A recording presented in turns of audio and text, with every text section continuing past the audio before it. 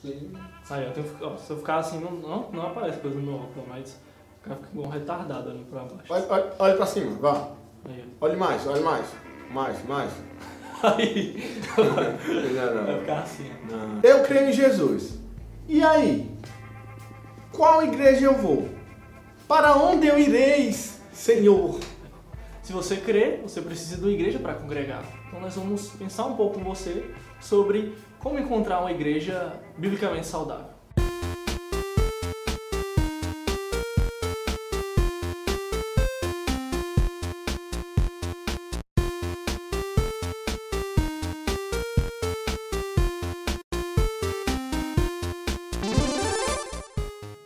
Você se converteu.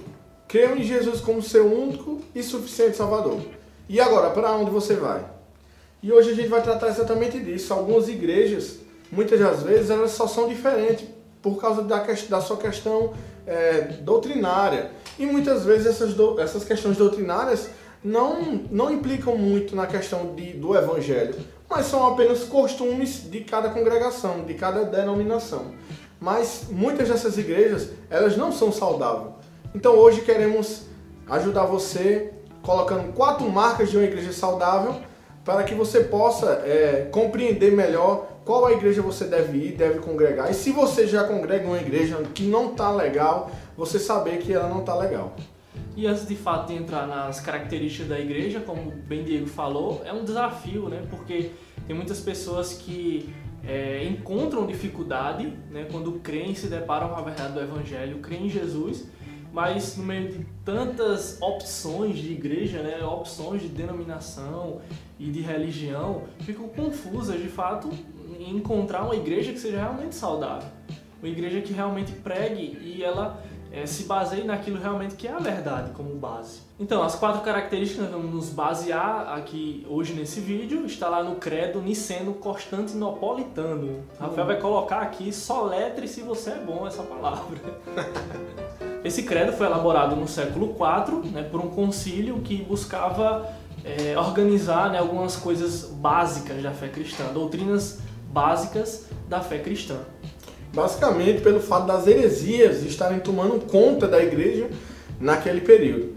E assim como o credo, vem a reforma e as confissões também, que tem um intuito de acabar com essas heresias, de combater essas heresias no meio da igreja cristã. Mas primeiramente, antes de falar sobre as marcas, o que é a igreja? Você se converteu, precisa de uma igreja, mas você sabe o que é uma igreja? Basicamente, uma igreja é um corpo de pessoas regeneradas, mas que continuam sendo pecadoras porque são falhas, mas todavia são pessoas que foram unidas, adicionadas ao corpo de Cristo, que é um corpo só, no qual Cristo é o cabeça, Cristo é o Senhor. Essa é a definição da igreja universal. A igreja de Cristo, né, que é essa igreja verdadeira, essas pessoas que foram alcançadas pela graça de Deus, é invisível essa igreja. Ela não está de forma organizada, mas ela se revela, ela se demonstra no mundo através da igreja visível, que são as congregações, que são as comunidades locais. A igreja de Cristo ela é universal, né? Os crentes, os cristãos que foram alcançados pela mensagem ao redor do mundo, né? Eles estão espalhados, mas a igreja visível é a igreja local, a igreja onde nós congregamos e a igreja onde as pessoas se reúnem ali, a igreja local, para adorar a Deus, e essa igreja verdadeira, ela se demonstra através dessa igreja visível. Michael Horton vai falar que sem as marcas a missão é cega, e sem a missão as marcas estão mortas. Olha aí. Que frase, hein? As 4 marcas de uma igreja saudável é que ela é unida, santa, universal e apostólica. E a gente vai começar falando, logicamente, obviamente, perifericamente, Perifericamente. do que é uma igreja unida, o que é uma igreja una, o que é a unidade em si na igreja. Essa unidade na igreja, e toda igreja deve ter essa unidade, é que todos os crentes no qual foram unidos pelo sangue de Cristo e receberam do mesmo Espírito, eles devem permanecer unidos. Aí entra a questão que o próprio Calvino citou, de que essas questões, essas divergências, digamos assim, secundárias, elas não devem dividir o corpo de Cristo, de forma alguma. as coisas principais, as doutrinas fundamentais, que é a Trindade, a ressurreição de Cristo, a salvação, a eternidade, essas sim são coisas que devem ter cuidado e que, se for levantada contrárias a essas coisas, deve ter cuidado a igreja e saber que não é da palavra de Deus. A palavra de Deus é clara sobre essas questões. E nisso se baseia a unidade. E um texto bem claro sobre isso é Efésios, capítulo 4, do 3 ao 7, onde ele vai dizer assim, Paulo vai falar, no caso, para os Efésios, que vai dizer: façam todo o esforço para conservar a unidade do Espírito pelo vínculo da paz. Há um só corpo e um só Espírito, assim como a esperança para a qual vocês foram chamados é uma só. Há um só Senhor, uma só fé, um só batismo. Um só Deus e Pai de todos, que é sobre todos, por meio de todos e em todos.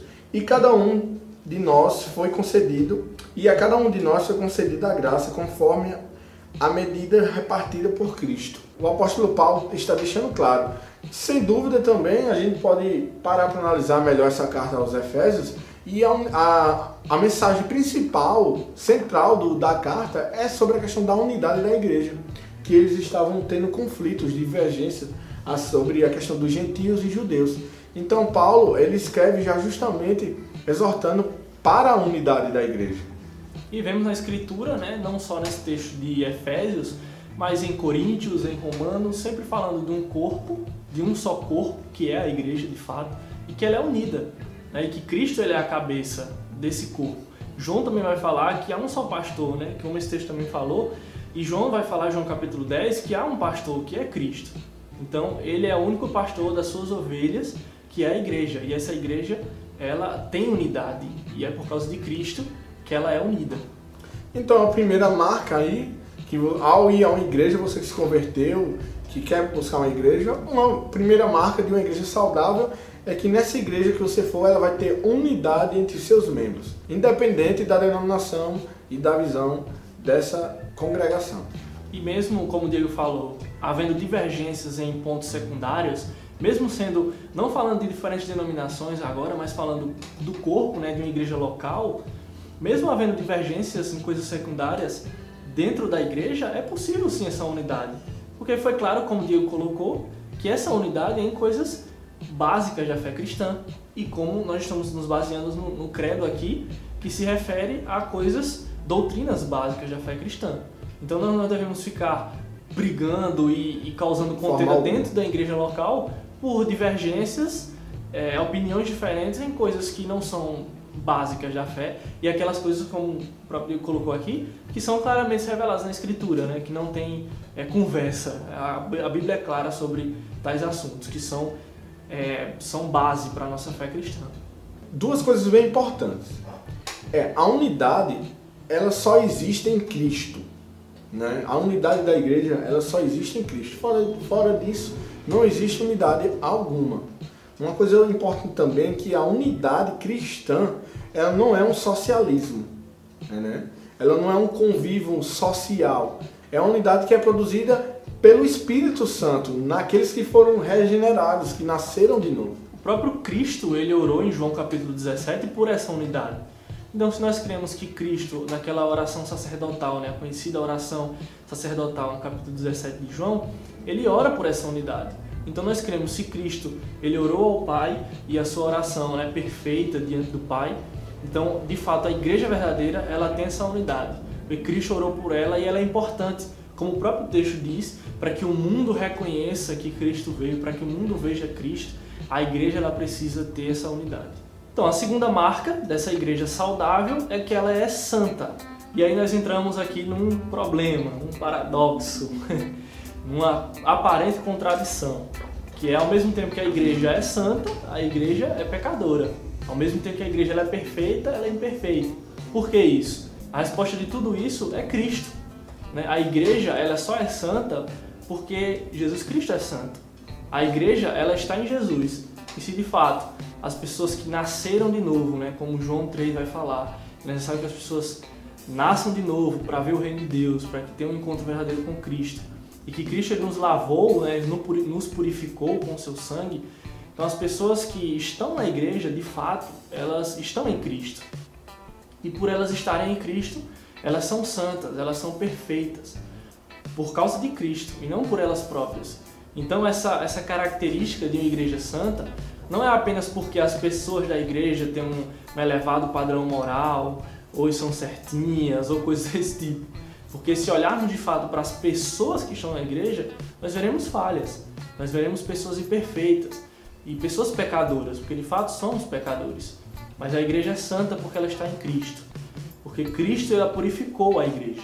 Existem muitas congregações por aí em que vários líderes e vários membros não nasceram de novo.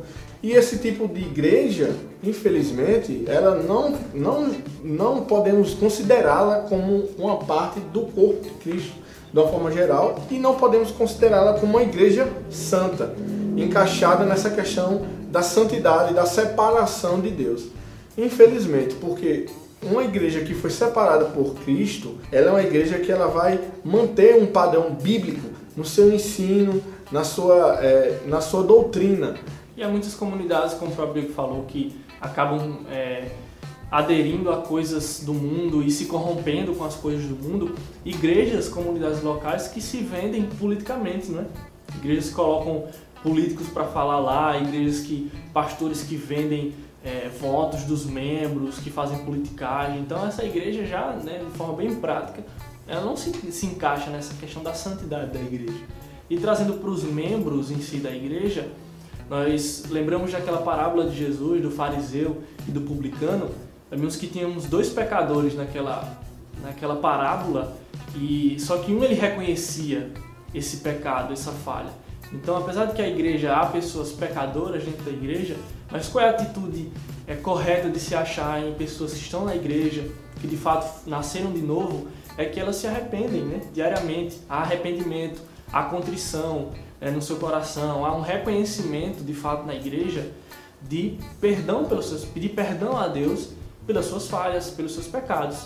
Falar de santidade da igreja é declarar os atos salvadores de Deus por meio do seu Filho. E aqui a santificação não é de uma forma qualitativa, melhor dizendo, porque ela não se aplica à questão do padrão do que cada um faz em obras para ser santo, mas a gente fala de uma questão na qual até mesmo o credo defende, sobre a questão da santificação que Deus fez, a separação que Deus fez de uma igreja, nesse caso a igreja invisível e universal, para o seu Filho, como noiva. E como claramente a palavra de Deus em Efésios capítulo 5, a partir do verso 25, vai dizer: maridos, amem suas mulheres assim como Cristo amou a igreja e entregou-se a si mesmo por ela, colocando, como Diego acabou de dizer, a igreja numa condição de noiva, né, de esposa, para santificá-la, né, tendo-a purificado pelo lavar da água mediante a palavra, e apresentá-la a si mesmo como igreja gloriosa, sem mancha nem ruga ou coisa semelhante, mas santa e inculpável. Claramente nesse trecho, falando dessa característica da igreja saudável, a igreja ser santa, é por causa de Cristo. Ele, né, falando aqui como o esposo, ele se entregou pela sua noiva, que é a igreja, para santificá-la e para apresentar diante dele mesmo, diante do Pai, essa igreja de forma perfeita, né? Sem ruga, sem mácula, perfeita. Então, quando nós olhamos para esse texto, nós sabemos que, se nós olharmos, voltando um pouco como a gente já falou, no pecado que é visível na igreja, porque a igreja é formada por pessoas, né? Por pecadores, mas por causa de Cristo, né?